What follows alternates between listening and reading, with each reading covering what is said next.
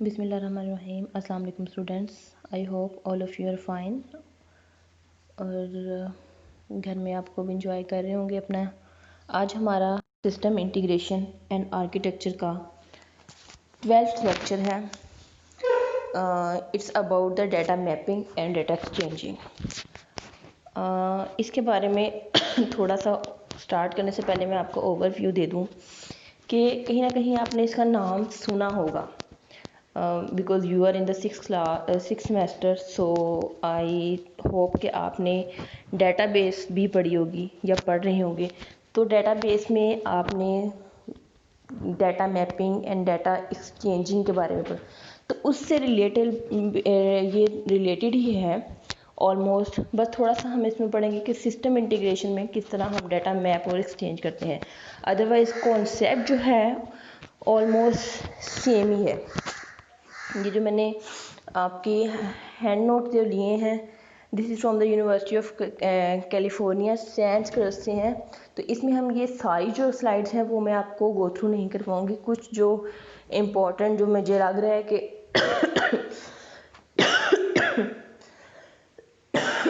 Sorry आपके syllabus के लिए ज़रूरी है, उनको हम डिस्कस करेंगे आज। फर्स्ट ऑफ ऑल इसके आउटलाइन में देखते हैं schema mapping as a framework for formalising and studying data interoperability task. क्या कह रहे हैं कि स्कीमा मैपिंग, स्कीमा आपने सुना होगा, स्कीमा किसको कहते हैं? एक टेबल में अगर कंप्लीट इंफॉर्मेशन लिखी हो, ठीक है, तो उसको क्या कहते हैं? स्कीमा।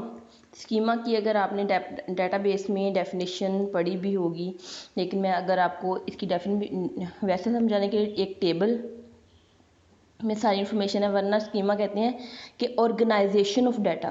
किसी डाटा को ऑर्गेनाइज किस तरह किया गया, अगर हम टेबुलर फॉर्म में ऑर्गेनाइज करें या किसी और फॉर्म में, डेट इज़ अ स्कीमा। ज़रूरी नहीं कि वो टेबल में हो। मैंने इसको आपको एक एग्जाम्पल दिया कि डेटाबेस में हम डेटाबेस जो है वो डिवाइड इनटू डिफरेंट टेबल्स, जिसमें हम जिसको हम स्कीमा बोलते हैं, दैट इज स्कीमा। तो उसकी मैपिंग जो है, उसकी फॉर्मलाइजेशन के बारे में हमने स्टडी करना है कि किस तरह हम उसको मैप करते हैं, किस तरह उसका भी एक ऑर्डर होता है। ऐसे नहीं है कि टेबल है तो हम बस उसमें नेम का एक टेबल होगा, उसमें सीरियल नंबर का एक टेबल होगा, उसमें लेट्स सपोज एक एम्प्लॉय की इन्फॉर्मेशन है तो उसमें मोबाइल नंबर्स का एक कॉलम होगा, एम्प्लॉय के नेम का कॉलम होगा, उसकी ईमेल आईडी का कॉलम होगा, उसकी सैलरी का कॉलम होगा, उसकी ईच एंड एवरीथिंग इन्फॉर्मेशन जो है ना, उसके बारे में इंफॉर्मेशन होती है। तो इसको किस तरह मैप करना है, इसकी डिफरेंट मेथड्स होती हैं। किस तरह हमने देखना है कि इसको मैप करने का क्या मेथड है। क्लियर? आगे data exchange and solution in data exchange universal solution and the core, कि डाटा को एक्सचेंज भी किया जाता है, कि हमने डिफरेंट जो स्कीमाज हैं वहाँ पे डाटा को एक्सचेंज किस तरह करना है, किस तरह हमने देखना है कि ये वर्क करेगा, किस तरह हम पहले मैप करेंगे, किस तरह एक टेबल को दूसरे टेबल में एक्सचेंज कर सकते हैं। यानी कुछ चीज़ों को हमने बदलना हो या आपस में एक्सचेंज करना हो, कुछ कॉलम्स को या कुछ रोज को, वो किस तरह करना है। क्लियर? तो हम इसको देखेंगे। आगे है हमने देखना है कि यहाँ पे मैंने इसलिए स्लाइड छोड़ी हैं कि वो आपकी उससे इतनी रिलेटेड नहीं है, तो इस वजह से मैंने वो उसको गो थ्रू नहीं किया। आगे है facets, the two facets of information integration. इसको कहते हैं फैसिट्स, कहते हैं one side of something many side, कि किसी एक चीज़ की एक साइड और उसकी बहुत सारी साइड्स भी हों। ठीक है? पर्टिकुलर एस्पेक्ट्स या फीचर्स ऑफ समथिंग, किसी चीज़ के फीचर्स किस तरह, कि किस तरह इंफॉर्मेशन इंटीग्रेशन के फीचर्स हैं। To the research community has study two different but closely related facet of information integration. बहुत सारी इसकी स्टडीज हैं, लेकिन जो दो क्लोजली रिलेटेड हैं, डेट इज़ डाटा इंटीग्रेशन, यानी जिसको डाटा फेडरेशन बोलते हैं, और डाटा एक्सचेंज, जिसको डाटा ट्रांसलेट बोलते हैं, यानी ट्रांसलेट करना। ये बहुत रिलेटेबल वर्ड है कि हम जैसे हम डिफरेंट लैंग्वेजेस को ट्रांसलेट करते हैं, एक्सचेंज करते हैं ना। अगर कोई आपको उर्दू इंग्लिश में बोल रहा है तो कोई आपको उर्दू में ट्रांसलेट करके बता रहा है, तो इट्स मीन कि वो इंग्लिश की आपकी अपनी वर्डिंग को उर्दू में एक्सचेंज करके बता रहा है ताकि आप अंडरस्टैंड हो जाए। That is also exchanging. अब ये देखें data integration. Data query heterogeneous data in different source via virtual global schema. अब ये देखें, अगर हमारे पास स्कीमा है, ग्लोबल स्कीमा है हमारे पास, क्यूरी है, उसमें डिफरेंट S1 सोर्सेज हैं, I1 S2 I2 S3 I3, ठीक है। डिफरेंट ग्लोबल रिसोर्सेज हैं जो कि वर्चुअली आपकी एक स्कीमा से रिलेटेड हैं। आप लेट्स सपोज आपका एक स्कूल है या आपकी यूनिवर्सिटी है, इसका ऑलमोस्ट एक स्कीमा बना हुआ है, ठीक है। उसमें सेमेस्टर वाइज BScs BSIT, ठीक है, BBA, डिफरेंट जो हैं आपके डिपार्टमेंट्स हैं, डिपार्टमेंट्स के आगे डिफरेंट सेमेस्टर्स हैं। तो इसको हमने डाटा को मैप करना है, किस तरह हमने इसको इंटीग्रेट करना है, इसका हमें पता होना चाहिए कि किस तरह हम इंटीग्रेट कर सकते हैं। ये सारे इनको लिखने का एक मेथड होता है। लेट्स सपोज BScs का एक बना हुआ स्कीमा, BScs में फिर हर सेमेस्टर का अब let's suppose 2 semester, second semester, अब सेकंड सेमेस्टर के जो स्टूडेंट्स हैं वो 5 सब्जेक्ट्स पढ़ रहे होंगे, तो वो 5 सब्जेक्ट्स की इंफॉर्मेशन भी हमने देखनी है। क्लियर? तो ये हर किसी को किस तरह डाटा को ऑर्गेनाइज करना है, किस तरह हमने मैप करना है, ये सारी चीज़ें इसमें आ जाती हैं। आगे हम देखने कि डाटा एक्सचेंज क्यों करते हैं। Transform data structure under a source schema into data structure under a different target schema. कि डिफरेंट अगर टारगेट के स्कीमा है, हमें ज़रूरत पड़ रही है कि अब हमने ये स्कीमा बनाया, हमें ये लैंग्वेज समझ नहीं आ रही या इस डाटा में हमें इसकी ज़रूरत नहीं है, किसी और में ज़रूरत है, तो हम उसको एक्सचेंज करते हैं अपने टारगेट को। हमें टारगेट अब और चाहिए तो हम अपने सोर्स को अपने अकॉर्डिंग टू टारगेट में एक्सचेंज करते हैं। क्लियर? अब हमारे पास एक टारगेट है, सोर्स स्कीमा S, ये हमारे पास बना हुआ है, लेकिन हमें टारगेट हमारा स्कीमा कुछ और है, ठीक है। तो हम क्या करेंगे, इसको एक्सचेंज करेंगे, ठीक है, यानी या फिर मर्ज कर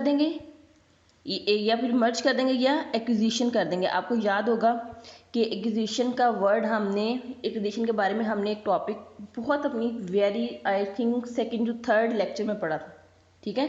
तो आपको वहाँ अगर आपको नहीं भी समझ आ रही तो आप उस लेक्चर को थोड़ा सा गो थ्रू कर सकते हैं ताकि आपको अच्छे से समझ आ जाए कि एक्चुअली एक्विजिशन क्या है।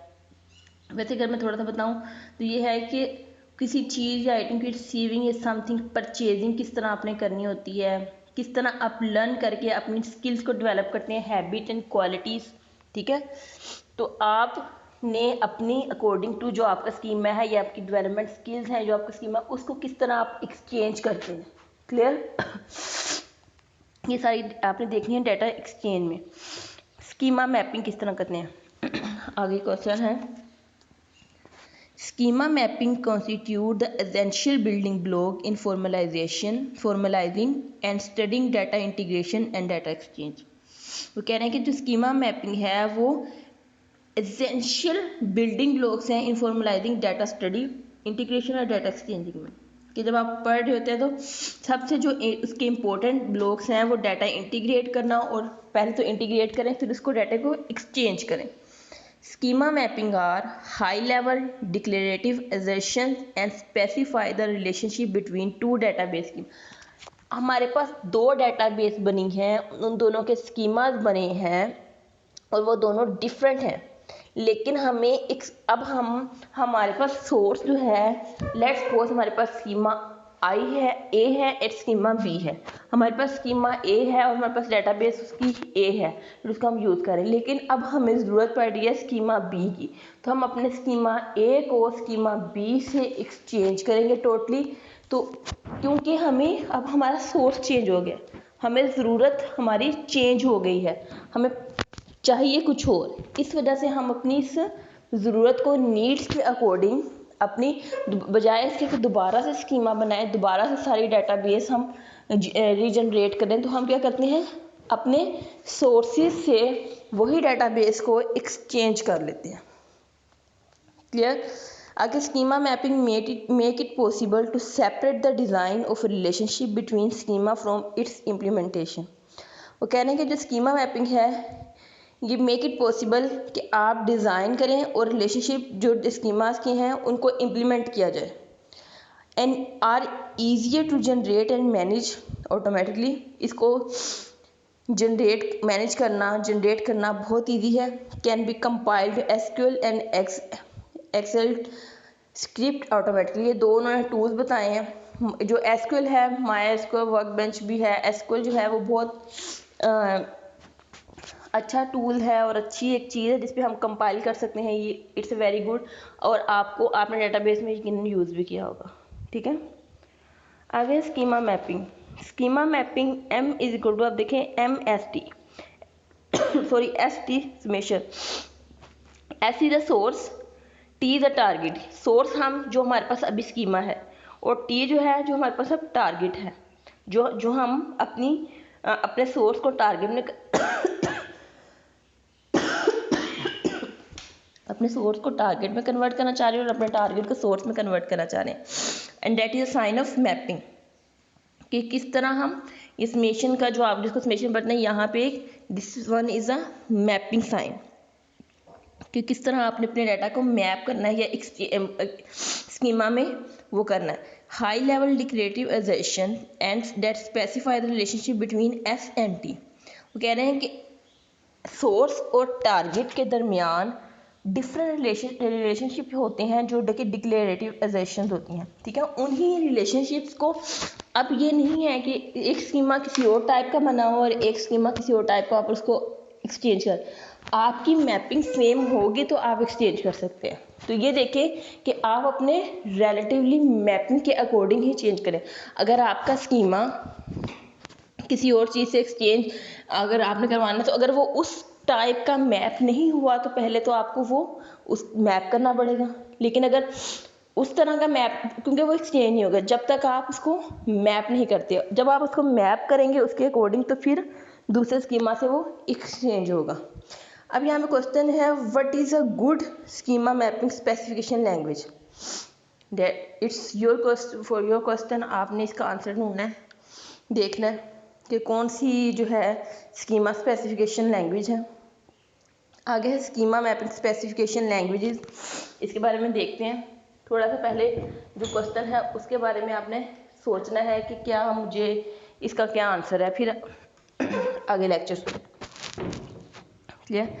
स्कीमा मैपिंग स्पेसिफिकेशन लैंग्वेजेस में वो कह रहे हैं, obvious idea, use a logic based language to specify schema mapping, in particular use first order logic. क्या कह रहे हैं कि ऑब्वियस डाटा है, ऑब्वियस डाटा में कि लॉजिक भी ऐसी लैंग्वेज लॉजिक बेस्ड यूज़ करें जो कि स्पेसिफाई हो स्कीमा मैपिंग के लिए, जो वाकई में जिस पे स्कीमा मैपिंग हो। ऐसी नहीं है कि कोई भी लैंग्वेज पे आप स्कीमा मैप करेंगे, इसके लिए स्पेसिफिकेशन होती हैं, स्पेसिफिक लैंग्वेज होती हैं जिस पे आप क्या करते हैं, स्कीमा मैप करते हैं। जैसे कि अब आपने रिलेशन अलजबरा पढ़ा होगा या एसक्यूएल क्यूरीज पढ़ी होगी, तो उसमें आप स्कीमा लिखने का आपको एक तरीका होता है कि किस तरह आपने टेबुलर फॉर्म की उसकी लैंग्वेज है, ठीक है, किस तरह आप उसकी लैंग्वेज लिख रहे हैं। ओके, आगे है वार्निंग। इसमें वार्निंग है, unrestricted use of first order logic as a schema mapping specification language give rise to unpredictability of basic algorithm problem about schema mapping. वो कह रहे हैं कि जब आप स्कीमा मैप कर रहे होते हो तो आपको बहुत सारी बेसिक प्रॉब्लम्स का सामना करना पड़ता है। ठीक है, उन प्रॉब्लम्स को आपने मद्देनज़र रख के ही आप आगे लेके चल सकते हैं। ठीक है, उन प्रॉब्लम को सॉर्ट आउट करेंगे तो ही। इसमें यहाँ पे जो चीज़ टर्म यूज हुई है, first order logic. First order logic क्या है कि ऐसा जो है प्रेडिकेट लॉजिक सेंटेंस है जिसमें हम क्या करते हैं, अपने हर स्ट्रक्चर को होल्ड करते हैं, कंप्लीट स्ट्रक्चर को होल्ड करते हैं। जो भी हमारा पूरा कंप्लीट स्ट्रक्चर है, हमारी पूरी लैंग्वेज है, उसको हमने होल्ड करना होता है, उस ईच एंड एवरी एस्पेक्ट्स को उसके डिस्कस करना होता है। ठीक है, स्कीमा मैपिंग स्पेसिफिकेशन लैंग्वेज में आगे कह रहे हैं, every schema mapping specification language should support copy, nicknaming, copy each source table to target table and rename it. अब यहाँ पे ये देखें कि सबसे पहले हमने सारे सोर्स टेबल को टारगेट टेबल में कन्वर्ट करना है और उनको रीनेम करना है। ठीक है, दोबारा रीनेम क्यों करना है, यहाँ पे क्वेश्चन है। रीनेम इसलिए करना है कि ताकि वो एम्बिगुअस ना हो जाए, क्योंकि डेटाबेस में तो वो ऑलरेडी जो टारगेट वाला था वो सेव था, ठीक है, सोर्स वाला भी सेव था। जब आप उसको टारगेट पे लेके जाएंगे तो आप उसने रीनेम नहीं करेंगे तो वो एम्बिग्युइटी का आपको एरर देगा, एम्बिग्युइटी शो करेगा कि आप यहाँ पे तो मल्टीपल नेम्स आ रहे हैं सेम नेम के, सेव नहीं करेगा तो आपका क्या होगा, लोकेशन चेंज हो गया लेकिन नेम भी चेंज करना है। क्लियर, सोर्स से टारगेट की तरफ जा रहे हैं लेकिन उसका नेम भी लाजमी चेंज करना है। Projection column deletion, form a target table by deleting one or more column of source table, कि टारगेट टेबल बनाने के लिए सोर्स टेबल में से कोई एक कॉलम डिलीट करना, नंबर ऑफ कॉलम्स भी सेम नहीं होने चाहिए। सेकंड थिंग ये है। थर्ड है column addition, for a target table by adding one और more table to a source table. Source table में टारगेट टेबल से एक या इससे ज़्यादा कॉलम हमने ऐड भी कर सकते हैं। फिर आगे है decomposition, compose a source table into two और मोर टारगेट टेबल, कि हम क्या करें, एक से ज़्यादा टेबल या एक या एक से ज़्यादा टेबल को हम डिकम्पोज भी करें। Join, form a target table by joining two और मोर सोर्स टेबल, हम एक या एक से ज़्यादा टेबल्स को ज्वाइन भी कर सकते हैं, चाहे वो सोर्स टेबल है चाहे वो टारगेट टेबल है। Combination of the above, join को हम ज्वाइन और कॉलम एडिशन ये इकट्ठा कर सकते हैं, एक join plus column addition plus decomposition भी कर सकते हैं। अब ज्वाइन प्लस प्रोजेक्शन और कॉपी भी कर सकते हैं कि साथ साथ हमने रीनेमिंग भी की है और साथ हमने एक कॉलम डिलीट भी किया है और साथ हमने दूसरे कॉलम के साथ ज्वाइन भी किया है, ठीक है। अब हम इस तरह भी कर सकते हैं कि एक रीनेमिंग भी की है, रीनेमिंग के साथ हमने किसी दूसरे टेबल के साथ उसको ज्वाइन भी कर दिया।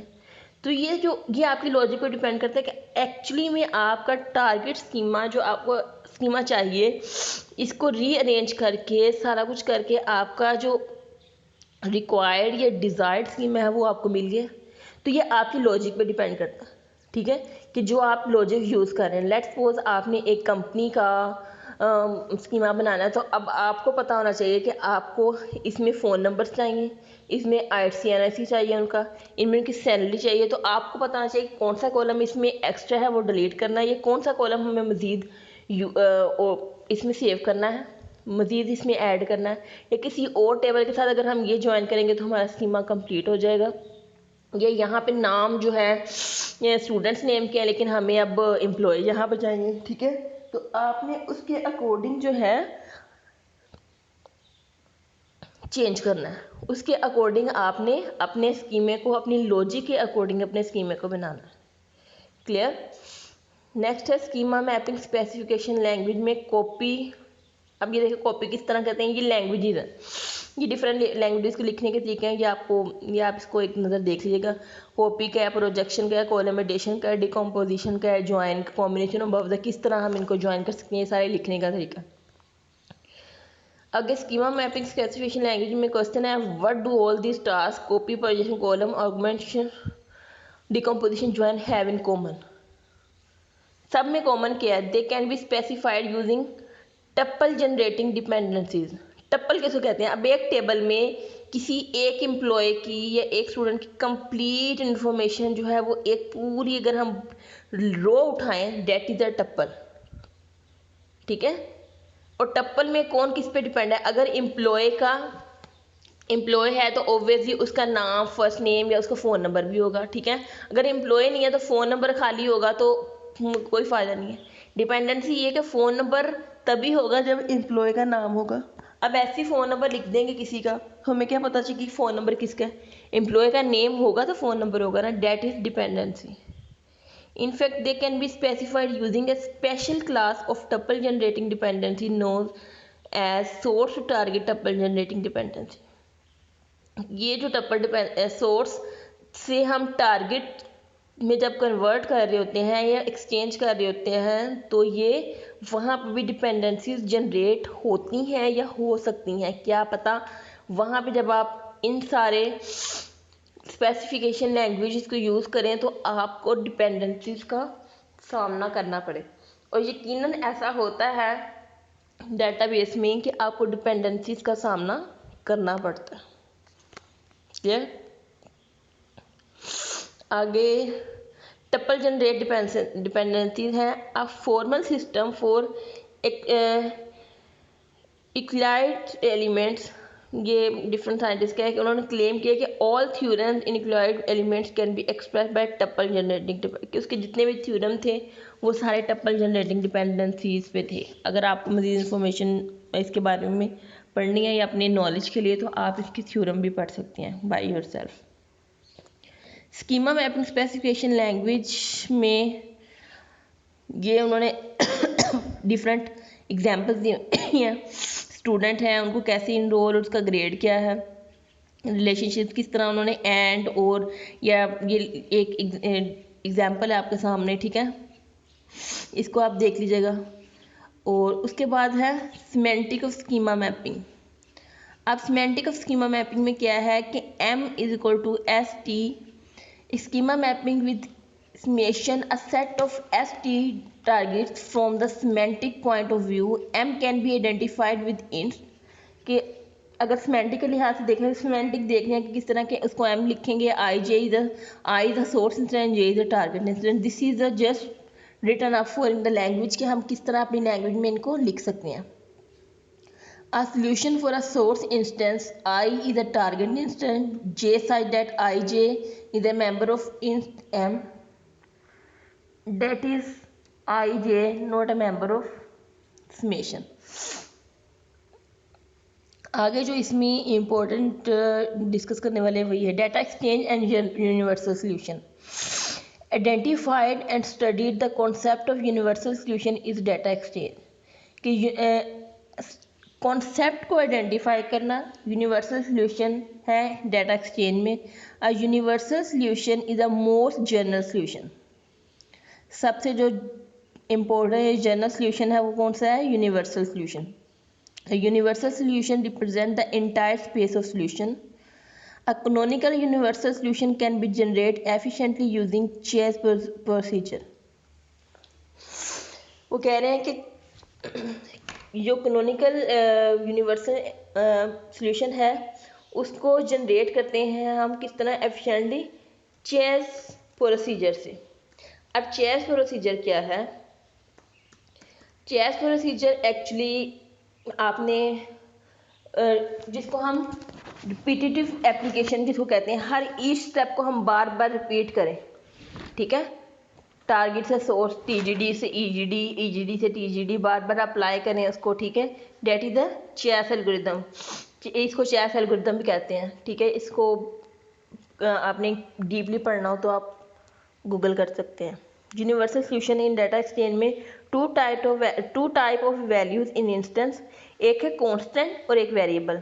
आपको बहुत अच्छे से पता होगा कांस्टेंट कहते हैं वो they can only be map to themselves, ये अपने आप कांस्टेंट जो फिक्स होती हैं, जो अपने आप पे मैप हो। और वेरिएबल्स क्या हैं? They can map to other values, जो दूसरी वैल्यूज पे मैप भी हो सकती हैं, हर किसी वेरी कर रही होती हैं। कांस्टेंट जैसे नंबर 1 2 3 5 ये कांस्टेंट, इनको कोई हम चेंज नहीं कर सकते। वेरिएबल XYZ इनकी वैल्यूज जो भी फाइंड आउट होंगी, इनकी वैल्यूज वेरी करती हैं, इनकी वैल्यूज चेंज होती रहती हैं।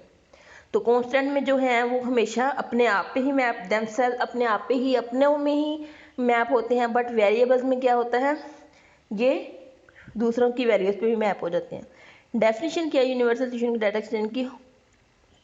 Homomorphism J belongs to K between instance A C for constant C if P A for start 1 to M is J। तो ये कंडीशन लिखी हुई हैं। उसके a solution J for I is a universal if it has a homomorphism to all other solution for I, ठीक है। ये थोड़ी मैथमेटिकल फॉर्म है। अब आप ये देखें universal solution of data exchange, किस तरह डाटा एक्सचेंज कर सकते हैं। अब हमारे पास सोर्स है स्कीमा और टारगेट स्कीमा है, ठीक है। सोर्स में I है और उसमें J है। यूनिवर्सल सोल्यूशन में क्या है? होमोमॉर्फिज्म। हमने देखना है J से कनेक्टेड कौन से होमोमॉर्फिज्म, J1 J2, उसके कब आगे से जो ब्रांचेज हैं उसका भी एक एक लिंक जो है वो हम एक्सचेंज करते हैं अपने सोर्स से टारगेट में। क्लियर? अपने सोर्स से टारगेट में जे से जो आगे उसकी फर्दर ब्रांचेज हैं जे, उनको भी हर एक एक चीज़ को एक्सचेंज करते हैं। क्लियर? मतलब स्कीमा के अंदर जो एट्रीब्यूट्स हैं हमने उन एट्रीब्यूट्स को भी चेंज करना है, एक्सचेंज करना है। सॉरी, चेंज में बहुत डिफरेंस है, एक्सचेंज करना है। यानी टारगेट वाले सोर्स में जा रहे हैं और सोर्स वाले टारगेट में जा रहे हैं। इसकी ये एग्जांपल है, ठीक है। ये सारी जो है लैंग्वेज है कि जब हम अगर हमारी लाइव क्लासेस हो रही होती तो हम उसमें मैं आपको लिख के दिखाती तो फिर आपको समझ आती, लेकिन अब इट्स पॉसिबल नहीं है। तो अब जस्ट फॉर योर नॉलेज है कि आपको इस चीज़ का नॉलेज होना चाहिए एटलीस्ट कि आपने ये चीज़ें पढ़ी हैं कभी लाइफ में। दोबारा आपको इस तरह का या इससे फर्दर इस तरह कोर्स पढ़ना पड़ा तो आप कोशिश की जगह आपको चीज़ें पता होंगी तो आप उसको इम्प्लीमेंट तो कर सकते हैं ना। Structure properties of universal solution. आगे universal solution are akin to most general universe in logic programming initial mode. ये आगे हम जो है ये एक्सरसाइज है जो मेन चीज़ है हमारी पढ़ने वाली।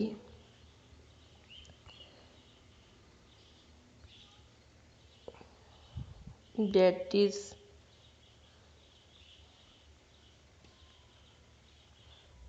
The smallest universal solution. No, अब हमने पढ़ना है, हम चलते हैं अगले।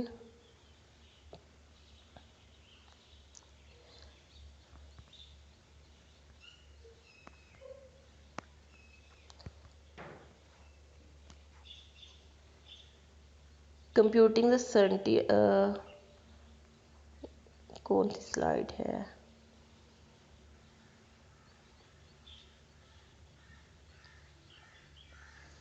ये सारी लैंग्वेज, ये सारी स्लाइड्स को एक दफ़ा आप गो थ्रू लाजमी कीजिएगा, बट जो इसमें इम्पोर्टेंट चीज़ें हैं वो मैं आपको बताती हूँ। अच्छा, आउटलाइन ऑफ ट्यूटोरियल। अब इसमें देखें, schema mapping as a framework for formalising and studying data interoperability task, data exchange and solution in data exchange universal solution in the core. ये हमने पीछे पढ़ा था जिसके बारे में उन्होंने बताया। अब यहाँ पे देखें, query answering in data exchange. What is the semantic of target query answering, कि आपकी सेमेंटिक क्यूरी आंसरिंग क्या है? Defining the certain answer of query Q over T on I. I जो है हमारा सोर्स है, टी हमारा क्या है? टारगेट है, और क्यूरी क्यू ये बहुत इंपॉर्टेंट चीज़ है जो आपकी समझने वाली है और आपको समझ आनी चाहिए, ठीक है। उसमें सबसे इम्पोर्टेंट कह रहे हैं कि the certain answer of query Q over T on I, कि आपकी जो क्यूरी है वो टारगेट और आई पे डिपेंड करती है, ठीक है। और आपने कौन सा इसमें जो वो हमारी लैंग्वेज इसमें हमने पढ़ी है, डिपेंडेंसी इसकी ज्वाइन है, रीनेम है, ठीक है, वो सारी हमने कौन सी इस पर इम्प्लीमेंट करनी है। It is standard open word assumptions semantic in data integration. Certain answer semantic में ये देखें सारा कुछ मिक्स, J1 J2 J3 जो मैंने आपको भी फर्दर बताया था वो सारी ज्वाइन की गई हैं। इन सबको ज्वाइन किया गया और ज्वाइन करके ये कॉमन जो चीज़ें हैं वो certain Q and I, Q is a query and I is a source. Clear? आगे ये थ्योरम्स हैं और